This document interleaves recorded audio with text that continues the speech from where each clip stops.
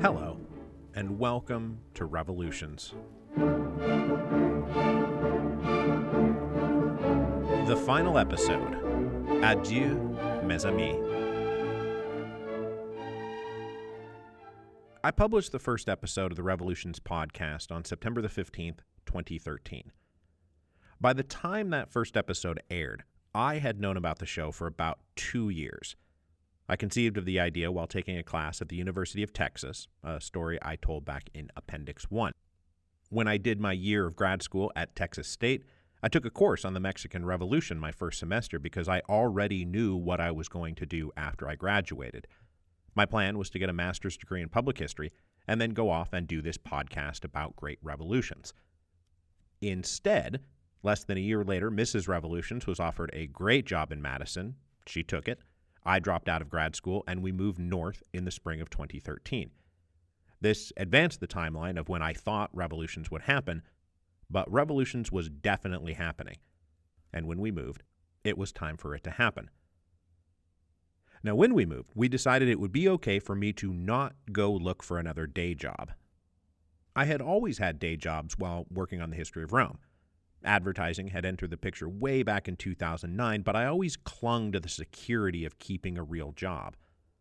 But when we moved from Austin to Madison, we decided that I should not go out applying for jobs, that instead I should take a crack at podcasting full time. We looked at the revenue I would need to be able to generate to make up for those missing wages, and agreed that I could have 1 year to try to replace that income, just to see if it could be done. If, after a year, I was not successful and I wasn't making up the wages, then I could just go find another job. But if it worked, then I could do this thing where I get to podcast full time.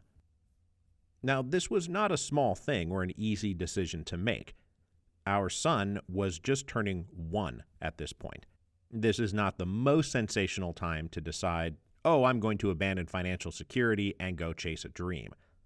But the dream at least seemed plausible. After all, the history of Rome had been quite successful.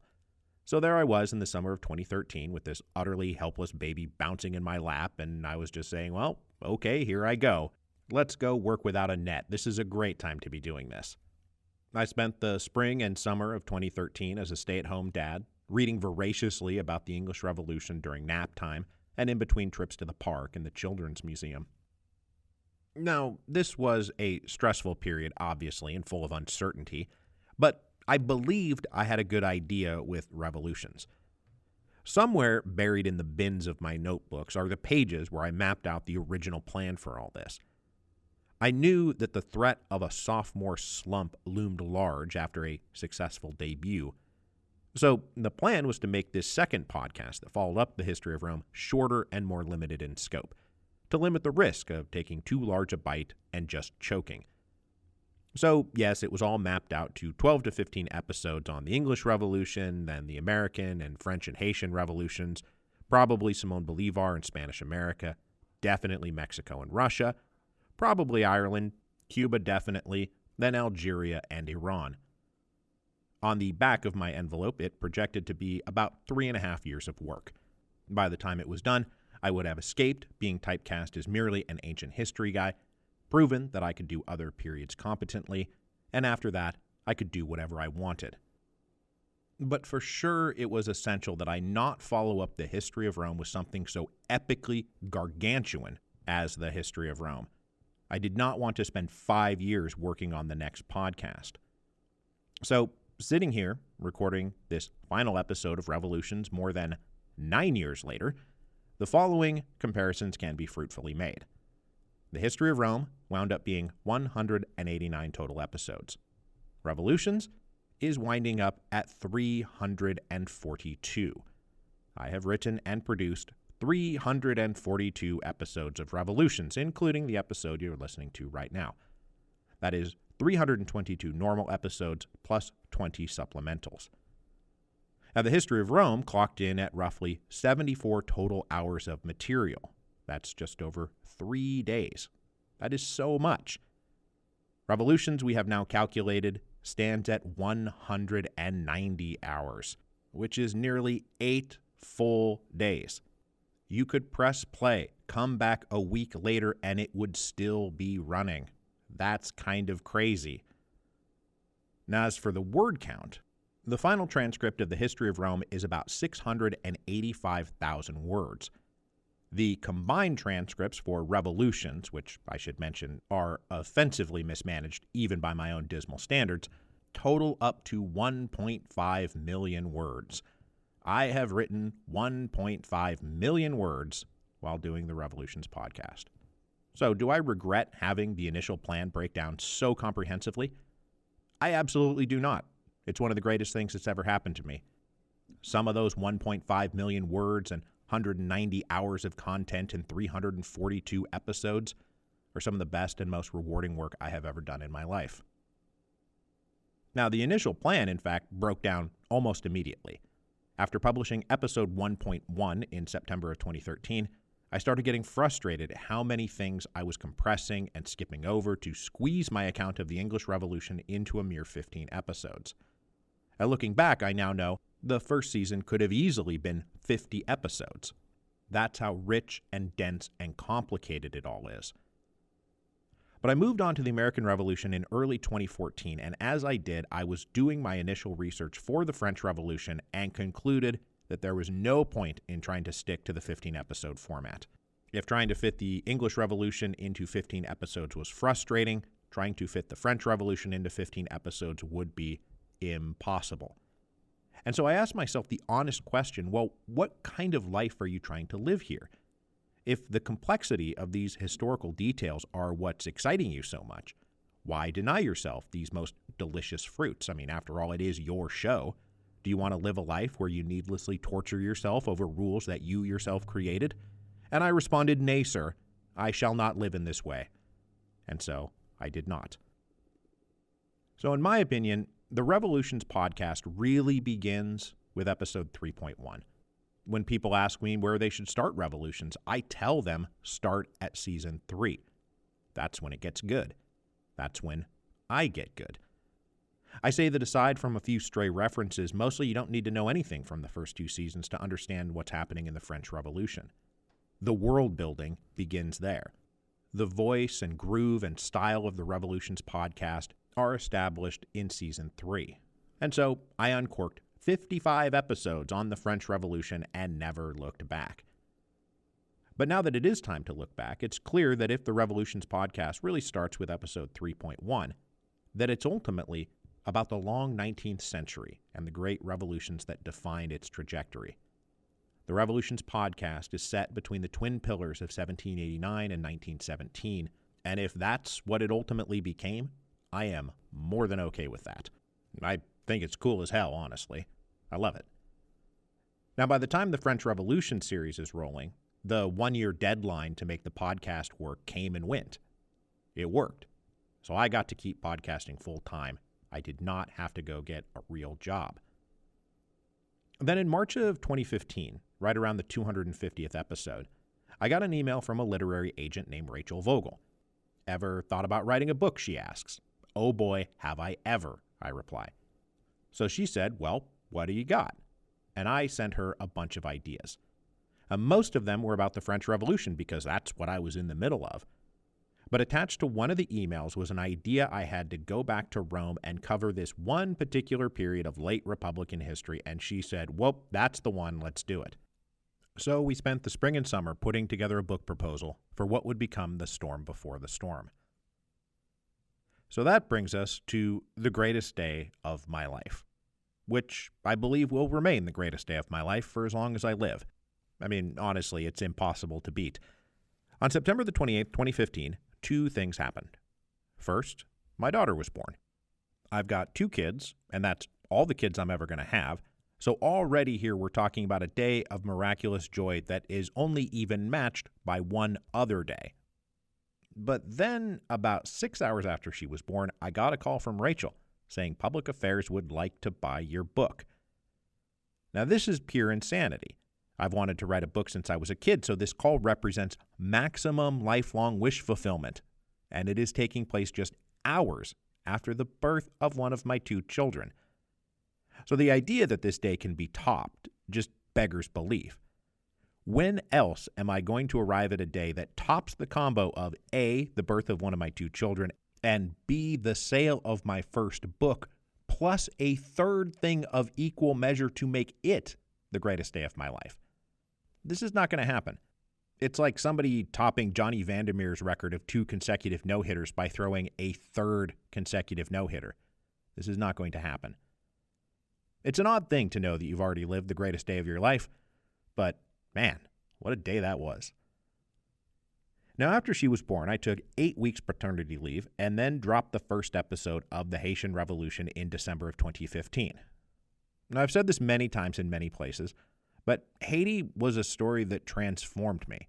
It transformed my worldview. When it comes especially to my understanding of European and Atlantic history, my life has strong before the Haitian Revolution and after the Haitian Revolution vibes. Very early, I was reading about the big whites of Saint-Domingue, these large estate owners and major merchants of the colony, and I was like, oh, I see.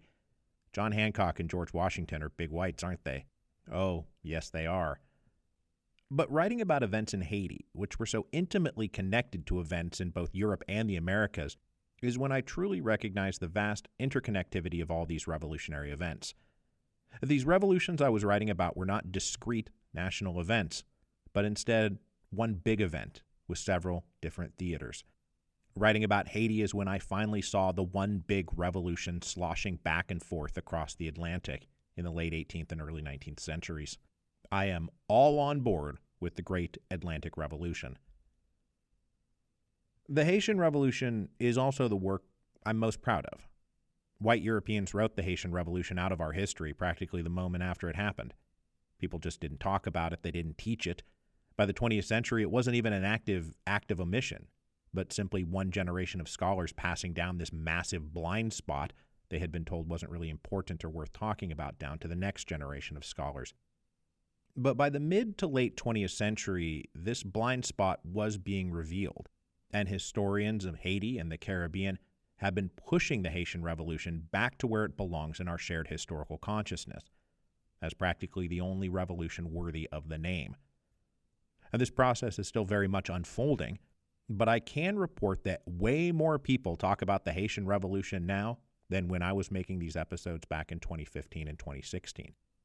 Now, I am not here to take credit for that. Other people are far more responsible for this than I am, but to whatever small degree I have contributed to raising a bit of awareness about the Haitian Revolution, well, I count that amongst my proudest achievements. Now, by the time the last episode of the Haitian Revolution aired, we have entered the year of our Lord 2016 with all that comes with it. In addition to writing the podcast, I was hard at work on this book about the disintegration of a centuries-old republic and was not thrilled by current events. There was this running joke on Twitter where the latest piece of insane political news would break and people would write to me and say, Mike, you got to write that book faster, man. And I would say, I'm writing the book as fast as I can. I meant for the storm before the storm to be vaguely prescient. That's the vibe I was going for. I was not happy at all that the book stood in danger of being overtaken by events. But in December of 2016, I turned in the manuscript and held my breath, hoping it wouldn't be totally obsolete by the time it finally hit the shelves. Now, throughout 2016, I was also doing Spanish-American independence, which finally ended with Simón Bolívar dying in February of 2017. The end of that season marks the end of what I've come to think of as Part 1 of the Revolutions podcast. Part 1 covers the first 5 series, with the English Revolution serving as a little prequel, thematically foreshadowing what's to come. But the American Revolution, the French Revolution, the Haitian Revolution, and Spanish-American independence, these are all constituent parts of what's been dubbed the Age of Revolution, or the Great Democratic Revolution, or the Atlantic Revolution. This 50-year period of political upheaval after the end of the 7 Years' War, driven by new ideas and new technologies and new classes of people that redefine the nature of political power, legitimacy, and sovereignty. This Great Democratic Revolution is tied directly to the political question that we've been talking about for all this time, where a combination of ancient and modern political virtues churned up in the Renaissance and the Enlightenment were given real political force. Liberal institutions like constitutions and bills of rights and participatory political assemblies. We have great ideals like liberty and equality. This is when Republicans challenge kings. Popular sovereignty challenges divine right. Subjects become citizens. Colonies become independent states. This period is also linked to liberalism and the rise of capitalism, the transformation of social systems and economic systems to produce bourgeois democracies, the rule of parliamentary systems controlled by the capital-owning class. All of it produced the institutions and values necessary to build the modern world, to build a world better and freer than the world that came before us. But if that's all that was ever needed, then there wouldn't have been anything left to say. But there was a lot left to say, because we know it's not that easy or clear-cut. And while this revolutionary period from the 1760s to the 1820s produced good answers to the political question, it also paved the way for a society left with an even bigger question, the social question. And so Part 1 gives way to Part 2, when revolutionary energy passes from liberals to socialists. The two groups were ultimately born of the same parents, liberty and equality. It's just that liberals came to believe that with the political question answered, liberty and equality had been achieved. But socialists looked around and say, how can liberty and equality exist in a world of such tortuously destructive inequality? It's a good question to ask. So Part 2 mostly gets going with the revolutions of 1848, which are simultaneously liberal political revolutions against archaic medieval empires, but also the first time we see organized socialists and anarchists challenging the nature of capitalism and the social order. The 19th century was born of a massive cataclysmic, all-encompassing war, which gave way to a life of iron and steel and coal. The rest of the long 19th century is battles over land and mines and factories and railroads and docks. It's no longer just about taxes and parliaments. It's about the meaning of human dignity in societies rapidly transformed by the Industrial Revolution.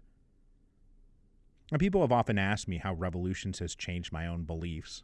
And one thing I'll definitely say is that everything I've covered since 1848 has helped me emerge from a narrow-minded and parochial liberalism that was focused exclusively on the political question. I figured as long as there was a strong constitutional order, a Bill of Rights, the rule of law, independent courts, and citizen participation in the crafting of legislation, that was freedom. We now have a free society. And after that, you just kind of let things run their course. And don't get me wrong, I always thought there needed to be rules and regulations and like environmental protections. But beyond that, success or failure, rising or falling, this came down to the hard work and talents and efforts of each of us as individuals. But as I said, I now see this as narrow-minded parochial liberalism. And when I look at history and I look at current events, I just don't feel like that's enough anymore. I care deeply about these revolutionary concepts of liberty and equality. That hasn't changed at all. That's been the same throughout. But I now recognize that political rights are only the skeleton, necessary but not sufficient for a healthy body politique. We need some meat on those bones. And I think that by 1848 I was coming to not just understand that, but believe it. Series 6 on the Revolution of 1830 sits on the dividing line between Part 1 and Part 2 of the podcast. It's very clearly a liberal political revolution, but it also serves as a prelude to the revolutions of 1848 and everything that comes after. But mostly what the Revolution of 1830 means to me is that it's when the Lafayette book snapped into place. Lafayette had been all over the American Revolution and the French Revolution, and had become a living symbol of the Great Democratic Revolution. But when I got into 1830, I was shocked how big of a part Lafayette played.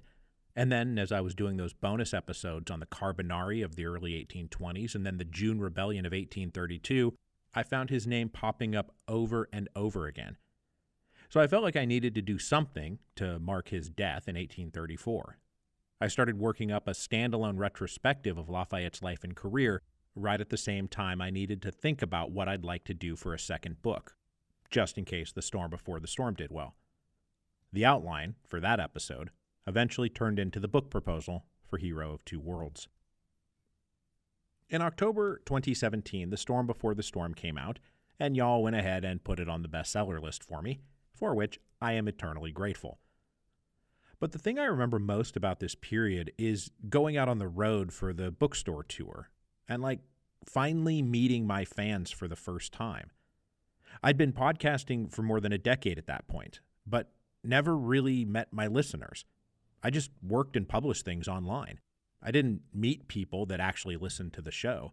Other than the tours, I never encountered fans of the show in real life. And I very specifically remember going into the Harvard bookstore on pub day, not knowing if anybody was going to show up, and then being absolutely blown away by how many people were there. Now, this might sound like a humble brag, and fair cop to that, but for the record, I do want to make it clear that I am just insecure enough that I didn't really know if I was going to be walking into an empty room.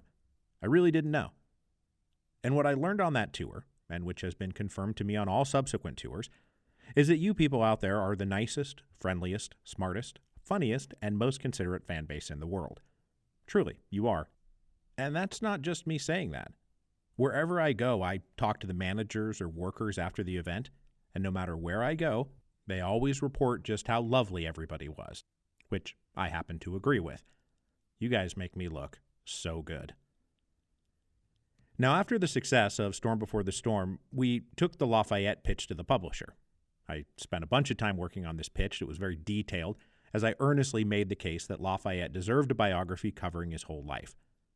They loved the idea and said yes immediately, and I realize in retrospect that I probably could have just said I wanted to write a book about the French guy from the Hamilton musical, and that would have been enough, because I'm pretty sure that's what sealed the deal. Now, before Revolutions, I never really cared about French history, or French culture, or French anything. I was always far more of an Anglophile. I never studied the French language, as is obvious from my adventurous pronunciations in the French Revolution series. But as I wrote the podcast, things changed. I started getting really into French history, like really into it. So much so that, among other things, the Revolutions podcast is also Mike's General History of Modern France. By the time the Lafayette book was getting approved, I was working on the series that covered the Second Empire and the Third Republic and the Paris Commune, and had left no French Revolution unturned. With this new mindset, and with an eye towards writing a book about Lafayette, I had been aggressively studying the French language for about a year, and was getting pretty good at it. Then, after the Lafayette proposal sold, Mrs. Revolutions and I started talking about how I'd need to go to France to do some research. Over a series of conversations, this turned very quickly from, let's spend a summer in Paris, to let's sell everything and move to Paris, thus completing my heel turn to full-blown Francophile, to which I can only say, allez les bleus. We moved to Paris in July 2018, and after a few months getting settled, I launched the series on the Mexican Revolution. As I noted at the time, it was very weird to move to Paris and then immediately start writing about events in Mexico, but I did find a bunch of really cool books on the Mexican Revolution at Centre Pompidou. So I spent months in the heart of Paris writing about Pancho Villa and Emiliano Zapata. Thanks to the course I had taken at Texas State all those years ago, it was probably the revolution I knew the most about going into the show, along with, of course, the American and Russian revolutions. Now, a big unanswered question is, when did I decide Russia would be the last series? I had, after all, started out aiming to do 20th century revolutions like Cuba and Iran. But by the time I got to Russia, I was saying, this is it. I'm done. I'm stopping here. So when did I make this decision? Why did I make this decision? And the honest answer is, I don't know. And I don't really remember. My best guess is that by the time we got to France and I was working on the Mexican Revolution, I could tell that the hours were getting shorter. And at some point in there, I decided that when I got to Russia, I would just pour everything I had into it, to make it the best it could possibly be, to have it last as long as it needed to last, but that when it was over, whenever it was over, that would mean the show was over. And so that's what I did. And that is how it came to pass that the series on the Russian Revolution lasted 3 calendar years. Episode 10.1 came out in May 2019, and then I spent the rest of the year simultaneously working on the podcast and Hero of Two Worlds, except a problem developed. The weekly deadline of the podcast naturally took precedence over the much longer deadline for the book. Whatever podcast episode I happened to be working on was due right now this week, while the manuscript wasn't due to be handed in until late 2020. This meant that when push came to shove, the book is always what got pushed and shoved. So by the end of 2019, I was like, ruh-roh, I am failing to do two things at once here. So I decided to carry the story of the Russian Revolution through the end of 1905 and then take 6 months off to finish the book. And as you might remember, this is almost precisely when COVID broke in February and March of 2020. So just as I commenced this hiatus, we entered a long lockdown period, 23-hour-a-day lockdowns in Paris, which is when I wrote the first third of Hero of Two Worlds. There was nothing else to do. Now, as you also may remember, things became quite a bit more complicated for me in September 2020. Just as I was meant to be finishing the book manuscript and returning to the podcast, my right kidney revolted.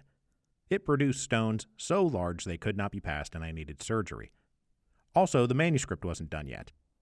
The French had also lifted the lockdown over the summer and then entered second lockdown in the fall, so I was bouncing in and out of French clinics and hospitals and pharmacies, getting COVID tests and blood tests, and then twice being on an operating table.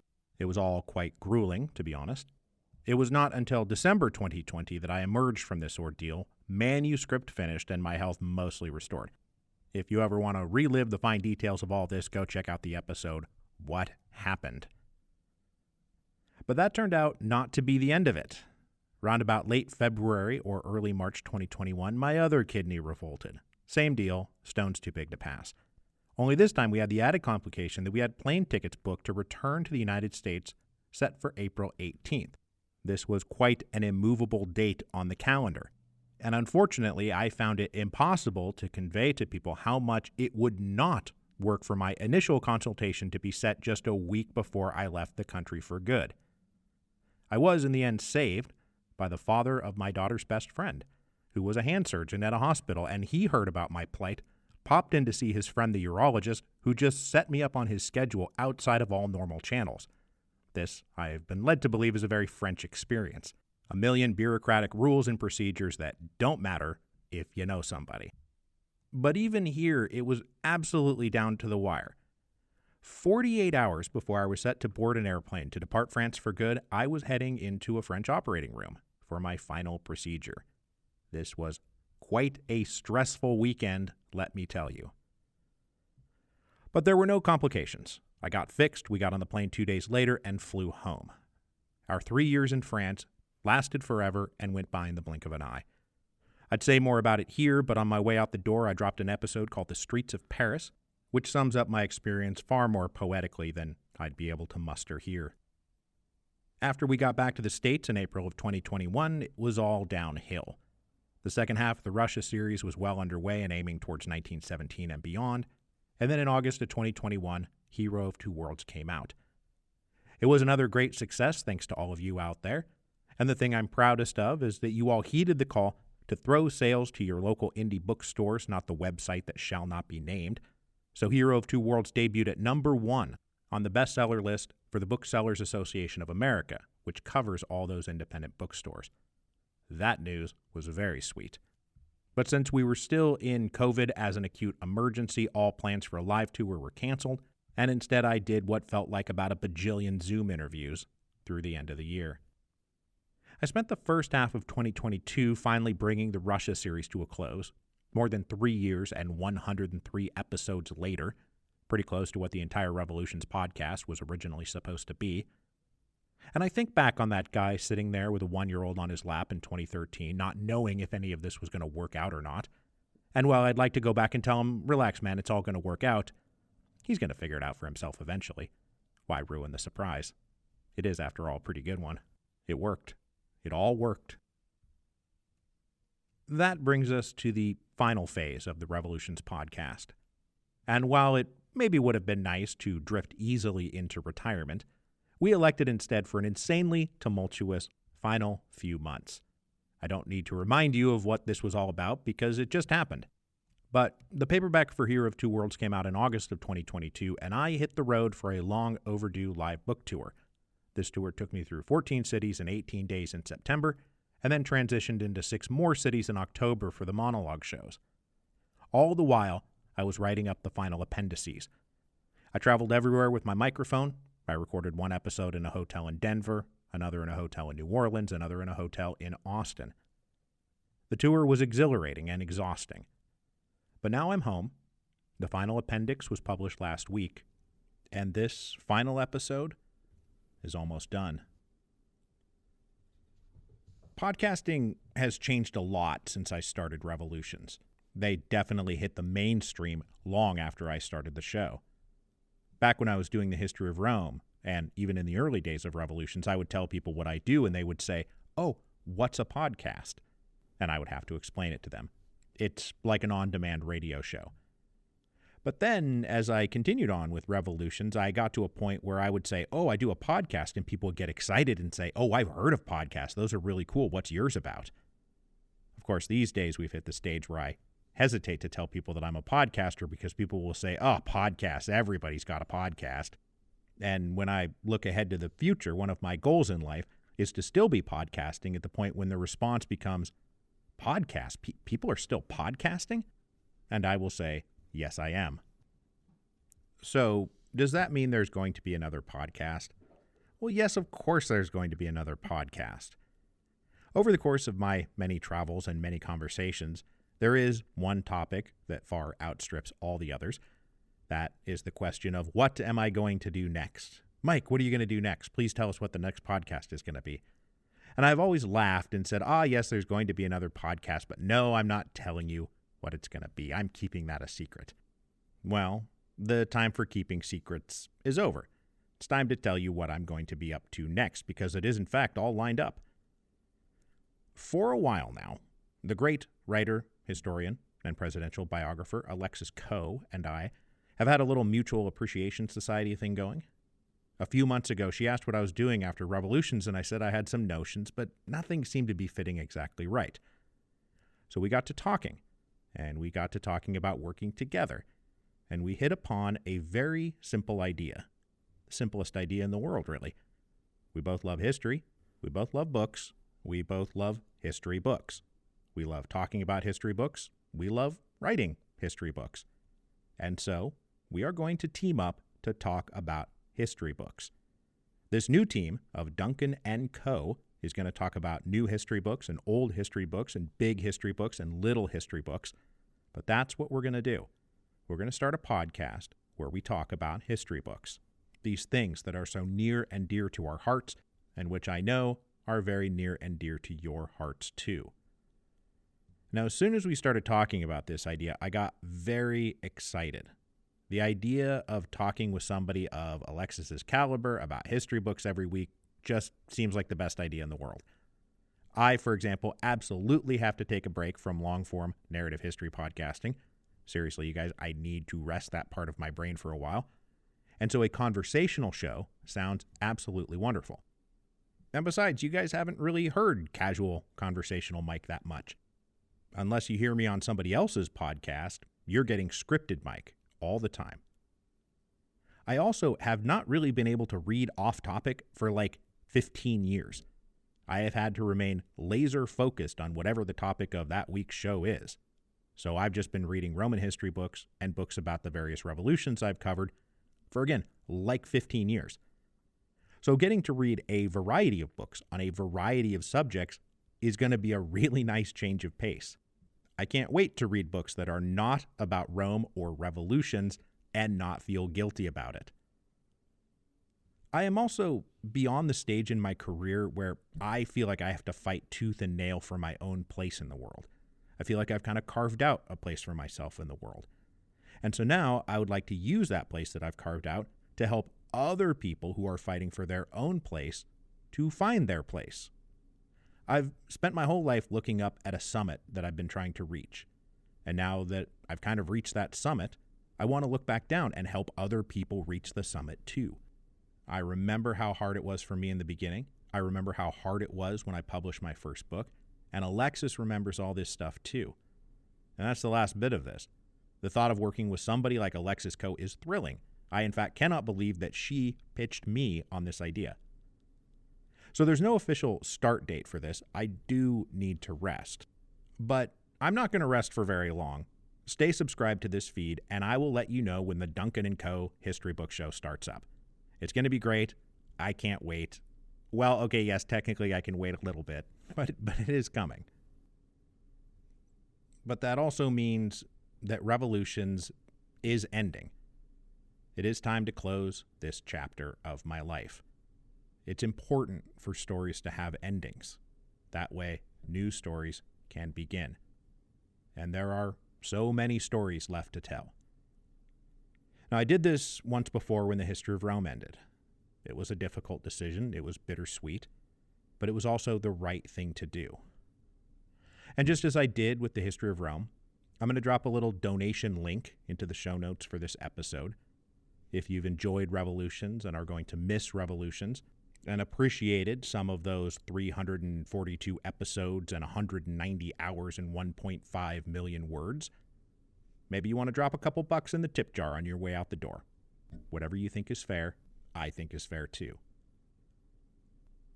This show has been my life for 9 years. It means so much to me. Every word I wrote, every minute I recorded, every episode I published, they all mean the world to me.